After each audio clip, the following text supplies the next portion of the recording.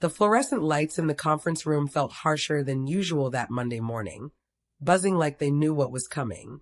20 faces turned toward the head of the long glass table as Mr. Whitaker rose slowly, deliberately, smoothing his tie the way he always did before delivering bad news to someone else.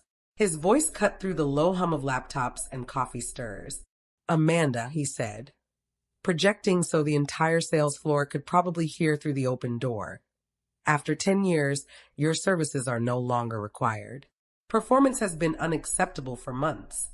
He paused for effect, letting the words land. 2 security guards in black polos stepped in right on cue. Arms folded, expressions blank.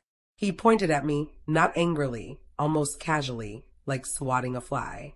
"Escort her out. Now." My pulse hammered once, hard, then leveled off into something cold and clear.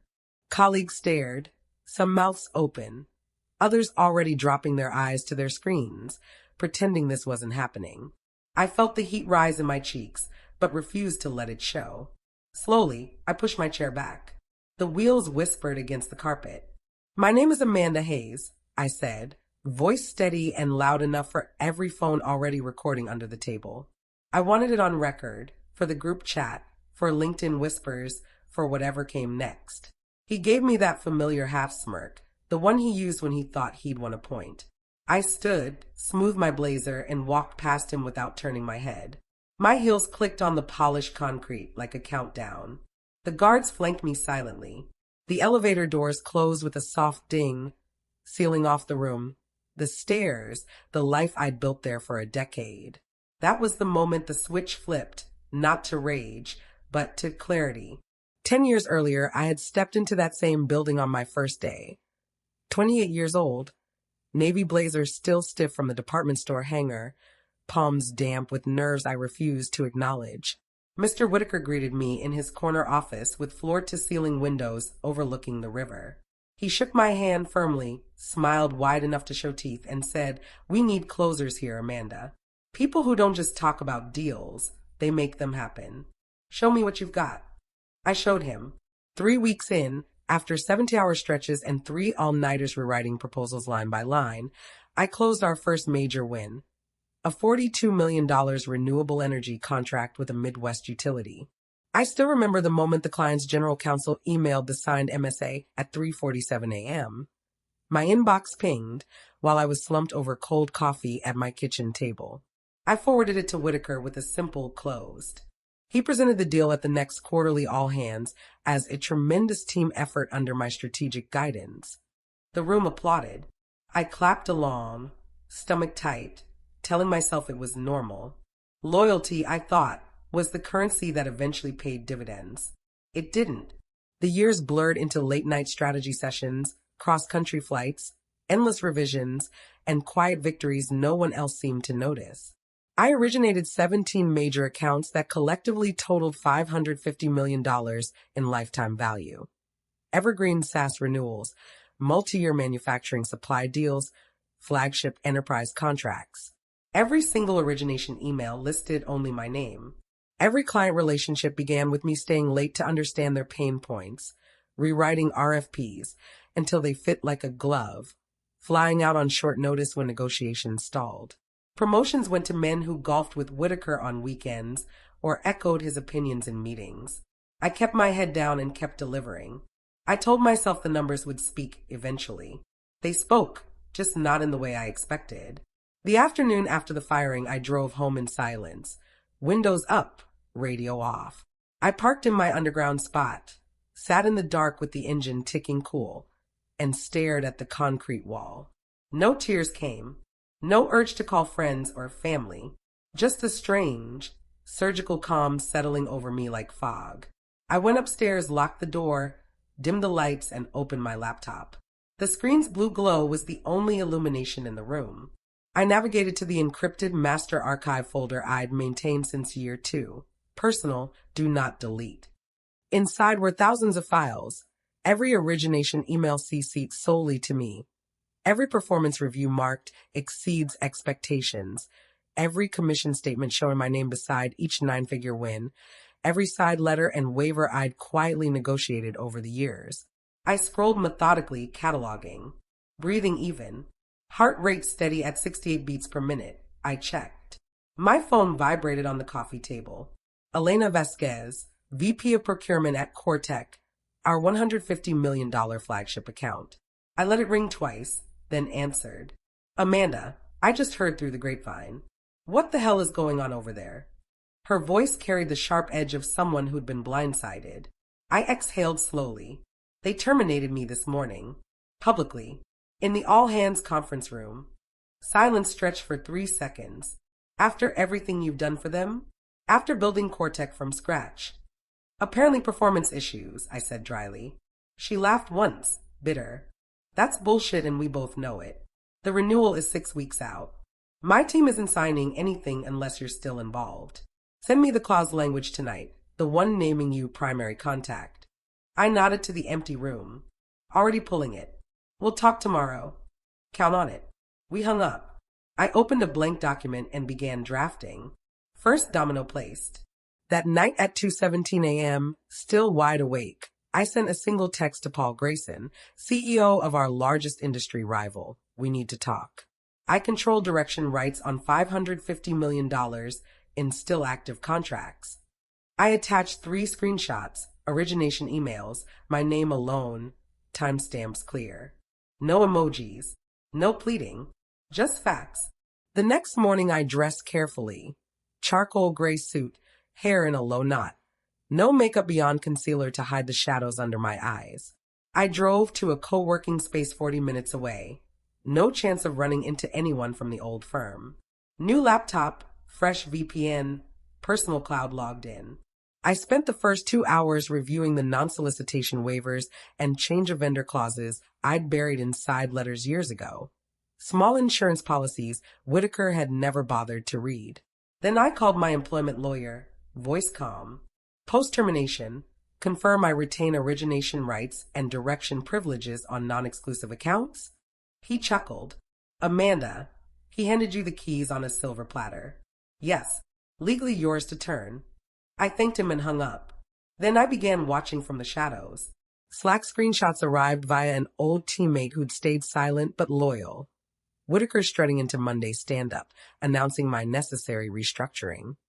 Someone typed, "What about the pipeline she owned?" His reply handled. "We've got it covered." I saved every thread. Arrogance meter, pegged. Wednesday at 3:02 p.m., Paul Grayson appeared on my video screen, sleeves rolled, no tie. Straight talk, Amanda. How much can you realistically move? I shared my screen, a clean Excel grid, $550 million broken into 17 live contracts, 9 in renewal windows, 8 evergreen with 90-day notice periods. All of it, I said. My name is the sole originator on every document. Non-competes don't restrict client relationships I personally originated and maintained. He leaned back, exhaling through his nose. We'll need formal transition letters by Friday. They'll be signed and notarized by Wednesday night. He studied me for a long moment. You're remarkably calm for someone who just got publicly humiliated. I met his gaze through the camera. I didn't lose anything that mattered. He did. Thursday evening, I met Elena Vasquez at a discreet hotel bar downtown. No logoed briefcases, no obvious corporate attire. She slid a folder across the scarred wood table. Letter of intent stating Cortec would transition to the rival firm the moment I formally joined. We've been waiting for someone who actually values the relationship over the org chart, she said quietly. I signed as a witness, dated it, slid it back. She reached across and squeezed my hand. They're going to feel this one. I drove home, replaying Whitaker's smirk from the firing. Each memory sharpened my focus instead of fueling anger. By Thursday night, 3 clients had acknowledged transition notices. 2 replied within minutes, understood. We look forward to continuing the partnership under your leadership at the new firm. The $80 million logistics accounts president called personally. Amanda, we're exercising the change clause you wrote in 2021. Send the new MSA. I forwarded the rivals template, already pre-populated. Whitaker CRM would light up red the next morning. Pipeline evaporating. Friday, Paul called at 9:12 a.m. 7 transitions signed. $320 million locked. You're officially VP of Strategic Accounts here. Start date 2 weeks from Monday. Paperwork en route. I signed the offer in blue ink at my kitchen counter, dated it, scanned it back. First official step into the rest of my life. Monday morning at the old firm, screenshots arrived like clockwork. Whitaker staring at the revenue dashboard, red flags blooming like bloodstains. Where the hell is Cortec? Dead silence. A junior rep muttered. Amanda took it. His face flushed purple on camera. He slammed his palm on the conference table. She can't do that. But the documents said otherwise. Tuesday through Thursday the rest cascaded. A $90 million manufacturing client emailed both companies. Per Amanda Hayes' direction, transition underway. Whitaker's replies grew frantic. CCING legal compliance. Anyone who'd listen. Too late. The notices had been sent with 48-hour buffers.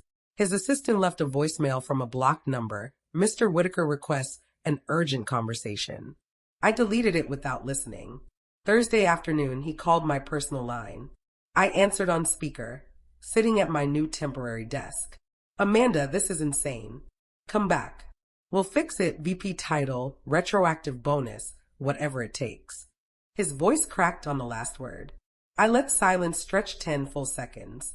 You fired me in front of the entire team. Publicly. Cited performance after a decade of record numbers. And misunderstanding, he stammered. The only misunderstanding was believing loyalty would be reciprocated after years of systematic credit theft. I ended the call. No raised voice. No satisfaction in cruelty. Just closure.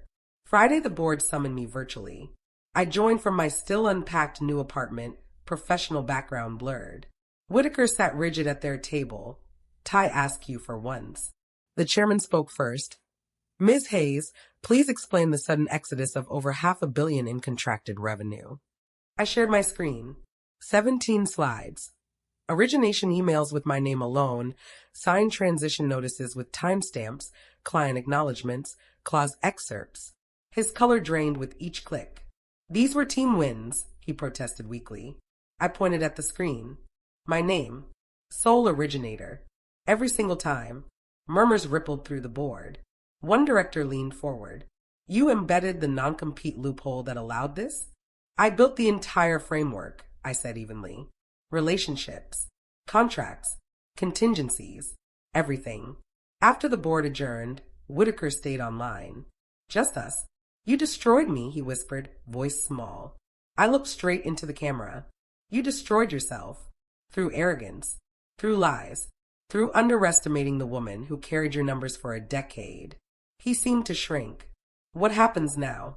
You explained to shareholders why $550 million vanished in under 2 weeks. I ended the call. No parting shot. The truth had already landed every blow. Monday I walked through the rival firm's glass doors. Elena waited in the lobby, arms open. Welcome home. The sales team gathered spontaneously in the atrium. Applause rolled like thunder. Paul introduced me from the center, the executive who delivered $500 million in committed revenue before her first official day. I moved into my corner office, river view, morning light spilling across the desk. Someone had already placed a framed photo there. Me, 10 years younger, signing that first $42 million deal at 4 a.m. in a hotel conference room. I sat it front and center. 5 years later, I sit on my balcony as the city lights flicker on below. No rage lingers. No unfinished business. Just quiet, hard-earned peace. That $550 million shift wasn't vengeance in the dramatic sense. It was redirection. A refusal to let one man's arrogance erase a decade of my work. In the years since, I've built something stronger. A team that credits originators properly. A culture where relationships matter more than titles. Clients who stay because of trust, not contracts. I close my eyes, breathe in the cool night air.